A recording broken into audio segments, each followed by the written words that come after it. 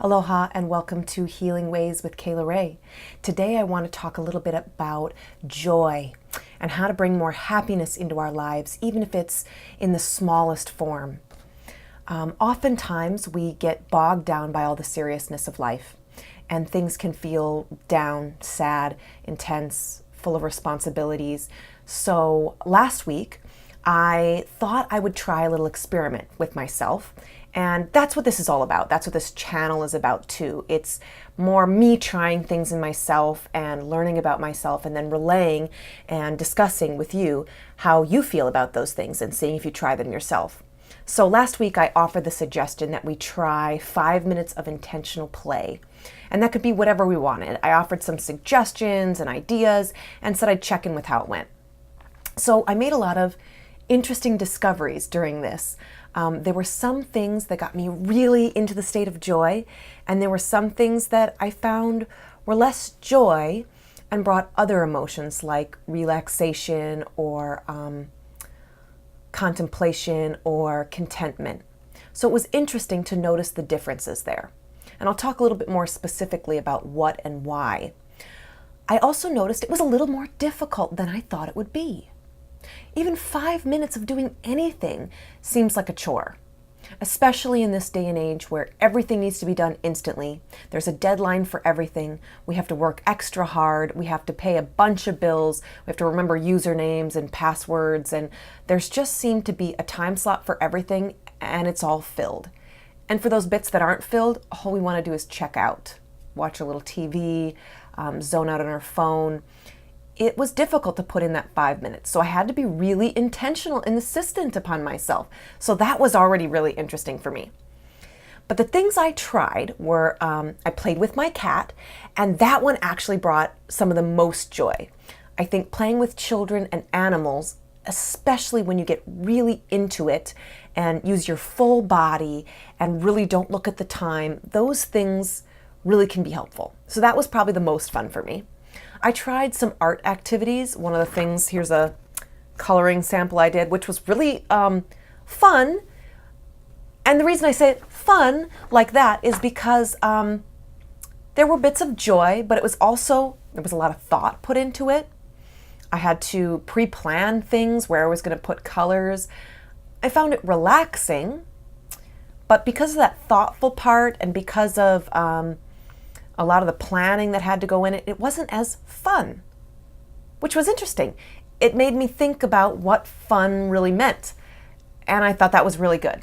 I also tried going to the beach, which had its fun bits, but it was also relaxing, which is good. It just didn't create quite the same feeling for myself until I was in the water, physically moving in the water. Hula hooping. I have a hula hoop and I was doing some of that, and I found that it could be monotonous as well unless I was really playing with it. I also did some dancing and singing, and I found that I was analyzing myself a little bit when I was doing this, and it was more fun when I was alone. Otherwise, it wasn't as fun. It was actually a little anxiety provoking, which again is very interesting. So what I learned about play is that play is much more fun when we do it spontaneously, when we use our full body. Everything goes into play. When we are doing it not for a reward, but when we were doing it for a means within itself. And when it was something that was living in the moment and I really was focused and not thinking of anything else. One example is like when I was playing phone games, they're both about the same. There are rewards that they give you. So we consider this fun because we're achieving goals and we get rewards.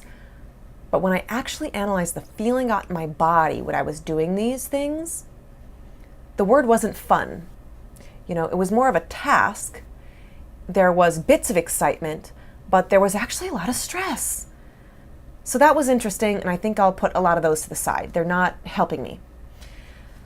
So I noticed that when my body gets into it, I get into it. When I do it for its own pleasure and not for a reward, that's exciting. And I'm not trying to create something. It was more fun. In fact, I think with my art, it'd be more fun if I just took out paints and slopped them everywhere. kind of like a 5-year-old will do. And that's where that coming to play with children, I think, really helps us, because before the age of reason, we don't have that talker. There's not that judgment. We're not doing things for a means for an end. We're just doing them. And that's the feeling we're trying to provoke. So when I was thinking about my body and why it was so exciting to get into it fully, and that created the biggest feeling, I was actually on YouTube and I looked at some TED Talks. And one of the coolest TED Talks I saw was on body language. And it was by Amy Cuddy. And I hope I'm saying that right. But I will put the link below. And it's about body language. And she talked about your body language kind of creates who you are. And I thought about this, and we talk about all the pharmacology in our brain we're releasing when we do certain body motions. So when we sit slumped over like this, what are we releasing? What are we creating for ourselves? When we're in depression, that's how we look. So we want to do the opposite of that. One thing she talked about was people who do this motion.